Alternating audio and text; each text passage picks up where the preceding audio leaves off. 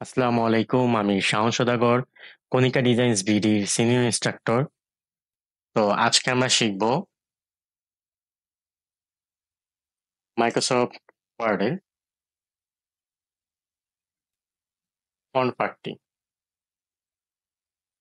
তো আমি এখানে কিছু টেক্সট লিখে রেখেছি, দেখতেই পাচ্ছেন, কনিকা ডিজাইনস বিডি।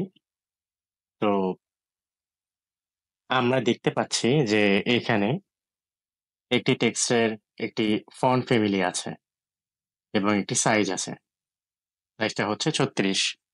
তো এখান থেকে আমরা বড় ছোট করতে পারবো, দেখতেই পাচ্ছেন। আমরা এখান থেকে ডিফল্ট ভাবে যে কোনো সাইজ দিতে পারবো যে কোনো টেক্সটের। তো সেটাকে আমাকে সিলেক্ট করে নিতে হবে, ঠিক আছে?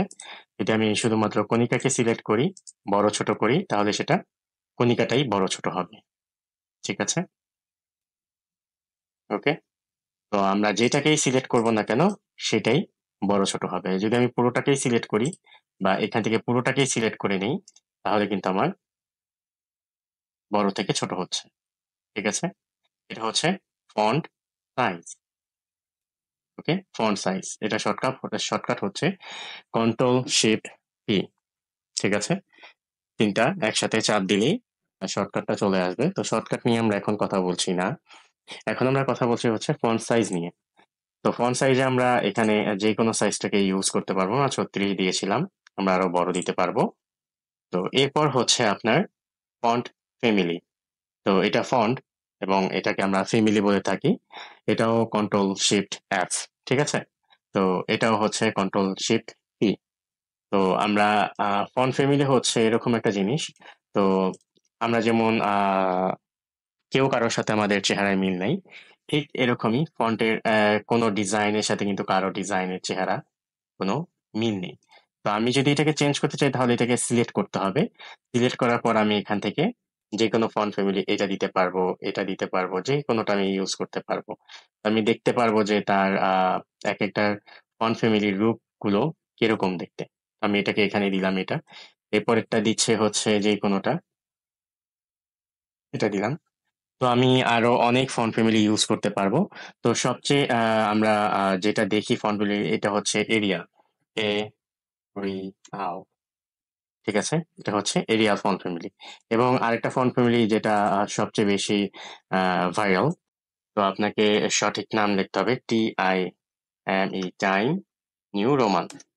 তো দিলেই চলে আসবে। তো টাইম নিউ রোমানটা দেখতে ফন্টটা ঠিক এরকম।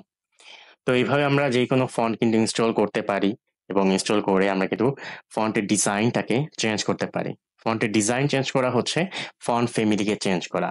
তো কিভাবে আমরা একটি ফন্ট, নতুন ফন্টকে ডাউনলোড করব এবং ইনস্টল করব, সেটাকে আমরা অ্যাপ্লাই করব, সেটা অবশ্যই এই ভিডিওর ডেসক্রিপশন বক্সে আমি আরেকটি ভিডিও লিংক দিয়ে রাখবো। সেখান থেকে কিভাবে ফন্ট ডাউনলোড করতে পারি, ফ্রি পাইতে পারি এবং পারচেস করে ফন্টের ফ্যামিলির ডিজাইনগুলো আমরা অ্যাকসেপ্ট করতে পারি এবং সেটাকে ইনস্টল করে আমরা অ্যাপ্লাই করতে পারি, সেটা আমরা দেখাবো। তো আমরা দেখলাম যে ফন্টের ফ্যামিলি এবং ফন্টের সাইজ। তো ফন্টের সাইজ বলতে হচ্ছে আমরা এখান থেকে যে কোনো মাপের 36 এবং এখানে ডিফল্ট ভাবে 72 আছে, আরো আরো অনেক বড় করা যায়। আমি এখানে লিখে দিতে পারি 100। দেখেন 100 ফন্ট সাইজ হয়ে গিয়েছে এবং আপনি আরো দিতে পারবেন। তো আমি যদি এখন এখানে 1000 দিই, দেখি।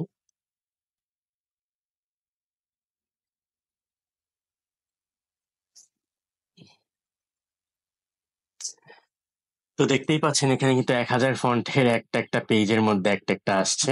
তো এরকম অবশ্যই কোনোদিন করবেন না, ঠিক আছে? আমি কন্ট্রোল জেড দিয়ে আবার ব্যাকে চলে গেলাম। কন্ট্রোল জেড দিয়ে ব্যাকে যাওয়া যায়, শর্টকাট হচ্ছে এটা।